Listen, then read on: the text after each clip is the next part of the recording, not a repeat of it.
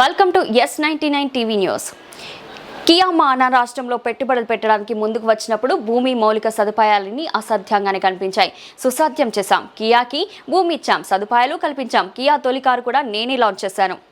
1924లో ఇండస్ట్రీకి అలాట్ చేసిన ల్యాండ్ కూడా హౌస్ సైట్లకు మధ్యేశారు ప్రాధాన్యత లేకుండా. అంటే అక్వైర్ చేసే పరిస్థితి తప్పులేదు, కానీ ప్రాధాన్యత లేకుండా అక్కడ ల్యాండ్ ఏదైతే ఉందో దాన్ని ఇచ్చేసే పరిస్థితికి వచ్చారు. ప్రైమ్ ల్యాండ్స్ అన్ని కూడా పోయినాయి. ఇప్పుడు డిఫరెంట్ క్రియేటివిటీ. యువరాజ్ చెప్పినట్టు డబ్బులు లేదు, ల్యాండ్ లేదు అంటే పనులు కావు. నేను కియా మోటార్ అడిగాను, రమ్మన్నాను, వస్తానన్నారు. వస్తానంటే 2 కండిషన్లు పెట్టారు. ల్యాండ్ ఎక్కడ ఇస్తారన్నారు. ఇప్పుడు కియా మోటార్స్ కట్టిన దగ్గర ఇస్తా ఉన్నాం. బెంగళూరు హైదరాబాద్ హైవే. దెన్ అది కట్టాలంటే లెవెలింగ్ లేదు, మేము చేయలేమన్నారు. దెన్ లెవెలింగ్ అప్పట్లోనే 250 కోట్లు ఖర్చు పెట్టి లెవెలింగ్ చేపించాం, ఎల్లంటిని పెట్టి.